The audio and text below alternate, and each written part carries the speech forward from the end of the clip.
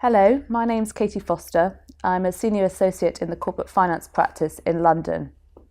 I'm here today with Mike Taylor, who is a corporate partner based out in Dubai, and he specialises in equity capital market transactions, particularly in the UAE and Saudi Arabia. Mike, can you tell us a bit about the developments in the regional ECM market? Of course, Katie. It's probably worth bearing in mind that the GCC comprises 6 member states, and there are in fact 8 stock exchanges across the GCC, 3 of which are in the UAE. Principally, Saudi is the largest and wealthiest, and arguably the most active market amongst all of those. Historically, it has been set up to distribute wealth across the region. Whereas over the past few years, it's been very progressive in moving towards having listing rules that look like the ones you'd see in London, as a takeover code, which no other GCC state really has. And it's also then moved towards having the first book-built IPO, the first rights issue, which compensated lazy shareholders.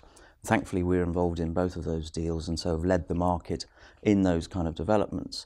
Coming a bit more up to date, what they're looking to do now is allow trading in rights and also cross-listings, which would be a very interesting development. Plus, also the rumour is to allow direct foreign participation in companies listed on the exchange, which to date has not been allowed because it's a domestic market and there's so much wealth in Saudi, it's felt that it hasn't been necessary. And what particular trends are you seeing in that area? Well, historically, again, it's kind of been a market driven by family groups and large conglomerates looking to list, to take things to the next level, principally because the family groups are facing succession issues. And they feel if they can corporatise, then that will help in those problems. I think as well, it's worth bearing in mind that a lot of companies across the Gulf, but particularly in Saudi, are required to undertake an IPO for regulatory reasons in order to get their license. So good examples are the telecom sector, the insurance sector, petrochemicals, and all of those companies have to do an IPO in order to get their license to conduct business. So that is a positive trend and one that we've seen fill the pipeline for a number of years, and it will continue to fill the pipeline, which is good. Excellent. I understand we've got a number of clients that may be looking at, based in the UAE and Saudi Arabia, they're looking for potentially having a listing in London. That's right. It's quite interesting because looking at the UAE, as I mentioned, there's 2 exchanges which are the local exchanges. You've got the Dubai Financial Market in Dubai and the Abu Dhabi Stock Exchange. There is rumour that they will be merging, which again would be a positive. But a lot of issuers look to those exchanges as possibly not right for them currently. One of the main reasons is there's a requirement to have a 55% free float, and a lot of people don't want to concede that level of control. There is a new companies law, which we hope will be enacted later this year, which will remove that requirement and hopefully make things a bit easier.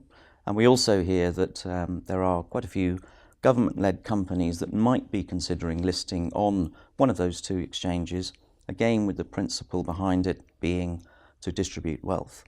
But what we've seen recently, kind of against that backdrop, is companies looking to list in London, principally because of that kind of constraint about the free float. And last year, NMC Health listed on the London Stock Exchange. And a few weeks ago, Al Noor Hospitals announced that they would also be listing on the London Stock Exchange, and they in fact priced today. And that's very positive. So we've had 2 companies from the UAE, both in the healthcare sector, both successfully listing on the London Stock Exchange. And whilst there's obviously a political element in that they are choosing London over Abu Dhabi or the DFM, they are seeing great returns from that kind of move, and also it has sparked a lot of interest in other companies wishing to follow their lead. And if you were advising one of those companies who is considering such a listing, what are the particular challenges you feel you'd have to highlight up front? Well, thankfully we've been involved in both of the deals that have gone to London in acting for the banks, and one of the key considerations is obviously structuring the company so that it complies with the foreign ownership restrictions and other kind of regulatory issues in the UAE that will nevertheless allow them to list in London. And so there are various structures available. In each of those transactions, different structures were adopted. And particularly in the last one, I think the way that has gone ahead will really open the floodgates, because it is a structure that a number of companies currently adopt, and therefore they will be looking at that with renewed interest. Excellent. Thank you, Mike.